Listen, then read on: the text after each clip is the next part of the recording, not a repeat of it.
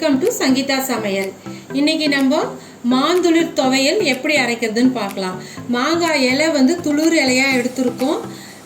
வெங்காயம் ஒரு சின்ன வெங்காயம் ஒன்று அரிஞ்சு வச்சுருக்கேன்.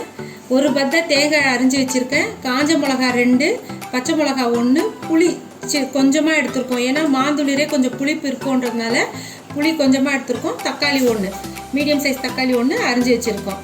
வாங்க இப்போ இதை எப்படி தாளிக்கிறதுன்னு பார்க்கலாம். கடாயில் எண்ணெய் போட்டுட்டோம். எண்ணெய் காஞ்சிச்சு.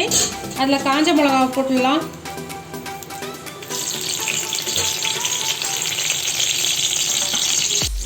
பச்சை மிளகாய் சேர்த்துடலாம்.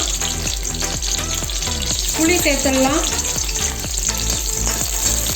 இப்போ இதில் தேங்காய் சேர்த்துக்கலாம்.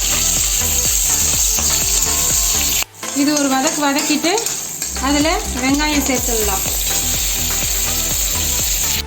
வெங்காயம் வதங்கிடுச்சு. அதில் தக்காளியை சேர்த்துடலாம். சேர்த்துட்டு இதுவும் நல்லா வதக்கிடலாம். இது மாதிரி வித்தியாசமாக இந்த மாங்காய் துளிர் இலையை போட்டு செஞ்சு பாருங்கள். ரொம்ப டேஸ்ட்டாக ரொம்ப நல்லா இருக்குது. மாங்காய் வாசனையாக நல்லா இருக்குது.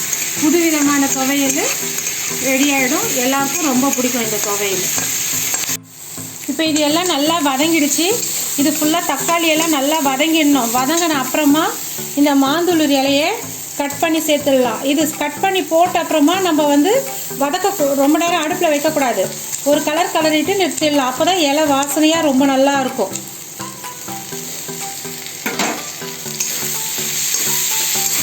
அவ்வளோதான். இப்போ நம்ம நிறுத்திடலாம். இதை ஆறட்டோன்னு நம்ம இதை அரைச்சி எடுத்துக்கலாம். நீங்கள் இது மாதிரி ட்ரை பண்ணி பாருங்கள். ரொம்ப டேஸ்ட்டாக நல்லா இருக்கும்.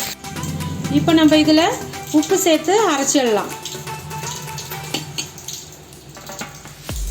துவையல் அரைச்சிட்டோம். இப்போ ரெடி ஆகிடுச்சு துவையல். ரொம்ப டேஸ்ட்டாக நல்லா இருக்குது. இந்த டிஷ்ஷை நீங்கள் ட்ரை பண்ணி பாருங்கள். இது பிடிச்சிருந்தா லைக் பண்ணுங்கள், ஷேர் பண்ணுங்கள். சப்ஸ்கிரைப் பண்ணாதவங்க சப்ஸ்கிரைப் பண்ணுங்கள்.